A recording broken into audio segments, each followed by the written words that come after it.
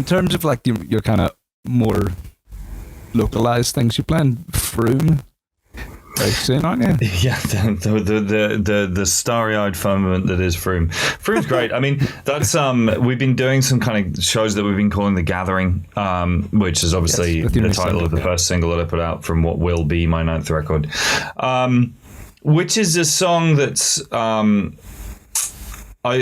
written some of my next record before lockdown started or was a thing, but I wrote the majority of it. I wrote 28 songs for the record. We're not recording 28 songs, but I wrote 28 songs, and I was sort of slightly haunted by this idea that there's going to be a lot of lockdown songs. And on some levels that makes sense. We've lived through a thing, and art is responsive to the world around you, but I also wonder how interested people are going to be in songs about like washing your hands and staying 2 meters away from people when we don't have to do that anymore.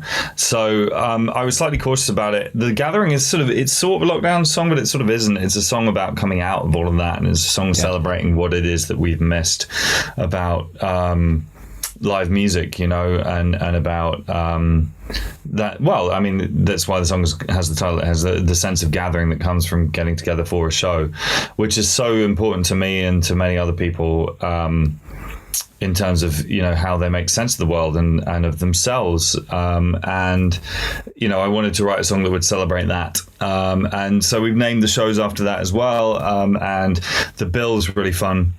There's a whole bunch of bands who are all part of the Extra Mile Recordings family. It's going to be really, they are really lovely. They're really fun. Yeah, that the single you released evidently got a lot of traction, and rightfully so. Even from the first line of that, it's just genius. Thank you very much. That's kind of I love that.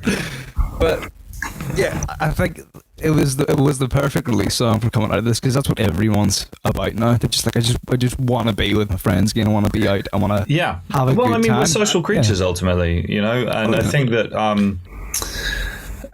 it's been interesting to see. I mean, one of my other frustrations about it is I do think that there's been quite a heavy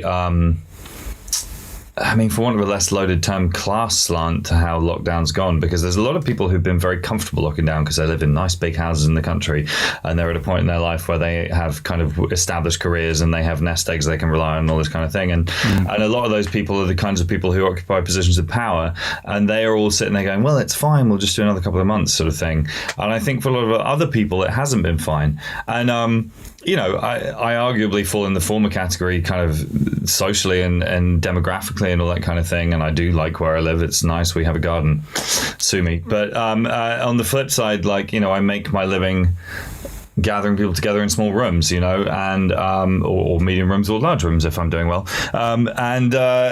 It's been pretty frustrating to just listen to certain kind of people sort of drawling on news shows about how it's fine, lockdown's fine, it's not that bad, and all this kind of thing. And I just can't help but think to myself, it's like, well, it's all right for you. I suspect there are many people who are suffering enormously through all of this.